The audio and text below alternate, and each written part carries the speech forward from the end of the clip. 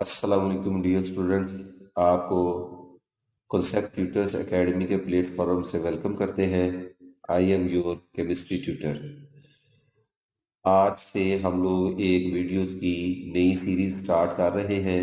इस सीरीज में हम लोग थर्मोकेमिस्ट्री को स्टडी करेंगे। आज की इस वीडियो में थर्मोकेमिस्ट्री में से हम लोग definition of thermochemistry, why in reactions either heat is absorbed or evolved, why the total energy of the products is not equal to that of reactants, what are exothermic reactions, give example। बेटा ये text book का question है, बहुत ज़्यादा important है। इस question को भी आज की वीडियो में शामिल करेंगे। और what are endothermic reactions, give example, ये भी टेक्स्ट बुक का और अहम क्वेश्चन है, इसको भी आज की वीडियो में शामिल करेंगे। तो चलिए बेटा डेफिनेशन ऑफ थर्मोकेमिस्ट्री से स्टार्ट करते हैं। बेटा आप लोगों को पता होगा कि कुछ रिएक्शंस ऐसे होते हैं जिनमें हीट इवॉल्व होती है। मिसाल के तौर पे अगर हम लोग बर्निंग का प्रोसेस देखें तो बर्निंग के प्रोसेस के दौरान हीट इवॉल्व होती है। बर्निंग के प्रोसेस में आमतौर पे कार्बन को फ्यूल के तौर पे लिया जाता है, इसके साथ ऑक्सीजन बाइंड करता है, तो प्रोडक्ट में कार्बन डाइऑक्साइड बनती है और साथ में हीट इवॉल्व होती है। तो बेटा इस रिएक्शन में हीट एक प्रोडक्ट है।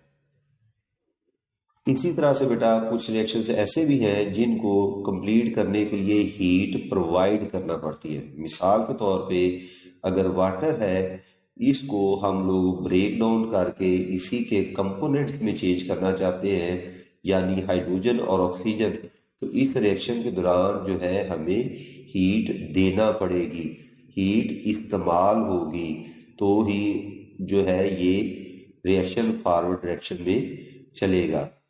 तो रिएक्टेंट के तौर पे हीट जो है वो या एनर्जी जो है वो यूज की जाएगी, तो ही वाटर डिकम्पोज होगा। तो यहाँ पे आपको समझ आया कि रिएक्शंस के दौरान हीट चेंजेस आते हैं। कुछ रिएक्शंस में हीट इवॉल्व होती है, प्रोडक्ट के तौर पे आती है। कुछ रिएक्शंस में हीट इस्तेमाल होती है, एब्जॉर्ब होती है, हीट रिएक्टेंट के तौर पे आती है। तो इसी चीज को बेटा बुनियाद बनाते हुए हम लोग डेफिनेशन कर रहे हैं थर्मोकेमिस्ट्री की। The study of heat changes accompanying chemical reactions.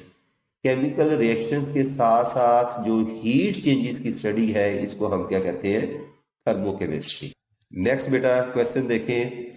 Why in reactions either heat is absorbed और इवॉल्व्ड। रिएक्शन के दौरान हीट चेंजेस क्यों आते हैं, हीट एब्जॉर्ब या इवॉल्व क्यों होती है? तो बेटा इसकी पीछे जो रीजन है वो बॉन्ड मेकिंग और बॉन्ड ब्रेकिंग है।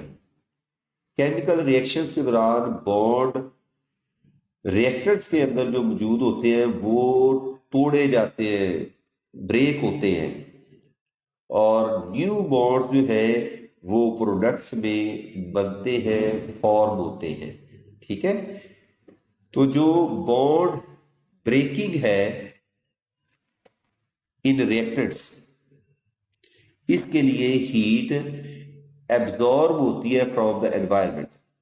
एनवायरनमेंट से हीट एब्जॉर्ब होती है जब कोई बॉन्ड ब्रेक होता है, और जब बॉन्ड फॉर्म्ड होता है, बॉन्ड बनता है, तो हीट जो है वो इवॉल्व होती है। तो आप लोगों ने दो चीजें याद कर ली बेटा, एक तो बॉन्ड ब्रेकिंग जो है इसमें हीट इस्तेमाल होती है, एब्जॉर्ब होती है, और बॉन्ड मेकिंग में हीट जो है इवॉल्व होती है, खारिज होती है। तो अब ओवरऑल रिएक्शन में हीट एब्जॉर्ब होगी या इवॉल्व होगी, इसका डिसीजन इस बात से होगा कि बॉन्ड मेकिंग में ज्यादा हीट इवॉल्व हुई है या बॉन्ड ब्रेकिंग में ज्यादा हीट इस्तेमाल हुई है। तो दोनों का जो डिफरेंस है, फर्क है, heat absorbed during bond breaking और heat evolved during bond formation, ये डिटरमाइन करेगा, बताएगा कि क्या रिएक्शन जो है वो हीट को रिलीज करेगा या हीट को एब्जॉर्ब करेगा। नेक्स्ट क्वेश्चन देखते हैं बेटा। Why the total energy of the product is not equal to that of the reactant. तो इस क्वेश्चन को आंसर करने के लिए सबसे पहले हमें आइंस्टाइन की इक्वेशन जेर में लाना होगी, E is equal to m c square. ये इक्वेशन बेटा बताती है कि मैटर जो है एम, ये एग्जिस्ट इसलिए करता है बिकॉज इट पोजेस एनर्जी। कोई भी चीज एग्जिस्ट इसलिए कर रही है because it has some energy. तो डिफरेंट सब्सटेंसेस जो है उनमें डिफरेंट अमाउंट ऑफ एनर्जी मौजूद होती है, उनके साथ लिंक होती है, एसोसिएटेड होती है। प्रोडक्ट्स जो होती है वो रिएक्टेंट से डिफरेंट कंपाउंड्स होते हैं, डिफरेंट केमिकल स्पीशीज होती है। तो डिफरेंट जो मटेरियल्स हैं उनके साथ डिफरेंट एसोसिएटेड एनर्जी होती है। यही वजह है कि रिएक्टेंट्स और प्रोडक्ट्स जो है इनकी एनर्जी डिफरेंट होती है। नेक्स्ट वेरी इंपॉर्टेंट क्वेश्चन बेटा, what are exothermic reactions, give an example. Text book का बेटा शॉर्ट क्वेश्चन है, बहुत अहम है। तो ऐसे रिएक्शंस जिनमें हीट इवॉल्व हो, हीट खारिज हो, एक्सोथर्मिक रिएक्शंस कहलाते हैं। जब हीट खारिज होती है तो सिस्टम पहले हीट अप होता है, ये सिस्टम जो है फिर एनर्जी जो है वो सराउंडिंग को दे देगा, और सराउंडिंग भी डेफिनेटली थोड़ी बहुत जो है वो हीट अप हो जाती है। जिस तरह से अगर हम लोग अपने रूम में रूम हीटर चलाएं तो पहले जो है हीटर खुद हीट अप होता है, वो एनर्जी इमिट करता है, और उससे हमारा रूम जो उसके सराउंडिंग है वो भी हीट अप हो जाता है। ठीक है, तो ऐसे रिएक्शन जिनमें हीट इवॉल्व हो और सिस्टम हीट अप हो जाए, उसका टेम्परेचर बढ़ जाए, तो ऐसे रिएक्शंस को हम लोग एक्सोथर्मिक रिएक्शंस कहते हैं। मिसाल के तौर पे formation of carbon dioxide and water. Carbon जो है ये ऑक्सीजन के साथ बाइंड करती है, कार्बन डाइऑक्साइड बनाती है, और इसके दौरान जो डेल्टा एच है यानी हीट चेंज है वो 393.7 किलो जूल पर मोल है। यानी एक मोल कार्बन डाइऑक्साइड बनने से 393.7 किलो जूल एनर्जी जो है वो रिलीज होगी। ये नेगेटिव साइन जो है ये रिप्रेजेंट कर रहा है हीट रिलीज या इवॉल्व, हीट के खारिज होने को जाहिर कर रहा है। इसी तरह से हाइड्रोजन और ऑक्सीजन आपस में रिएक्ट करते हैं, वाटर बनाते हैं, और इसके दौरान भी हीट जो है वो रिलीज होती है। नेगेटिव का साइन ये बता रहा है 285.58 किलो जूल पर मोल।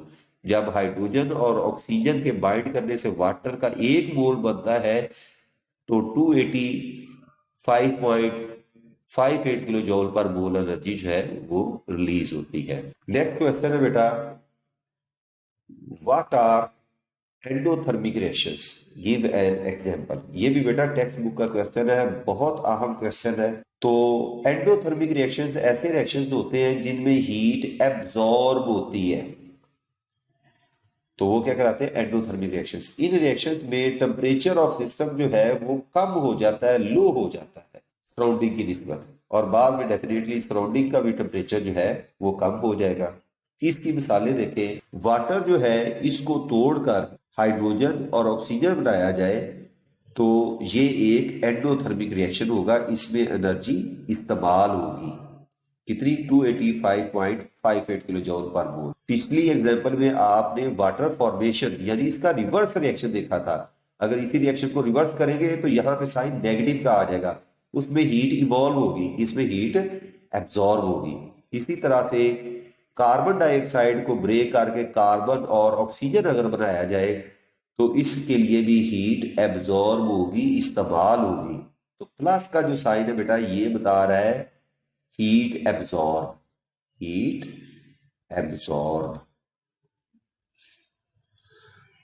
तो बेटा एंडोथर्मिक रिएक्शंस क्या होते हैं, एंडोथर्मिक ऐसे रिएक्शंस होते हैं जिनमें हीट एब्जॉर्ब होती है, सिस्टम कूल डाउन हो जाता है, सराउंडिंग से उसका टेम्परेचर कम हो जाता है, और बाद में डेफिनेटली सराउंडिंग का भी टेम्परेचर डिक्रीज होता है। डियर स्टूडेंट, उम्मीद है कि आपको आज की वीडियो पसंद होगी, आई होगी। ऐसी मजीद वीडियोस के लिए हमारे चैनल को लाइक और सब्सक्राइब करें। अल्लाह हाफिज।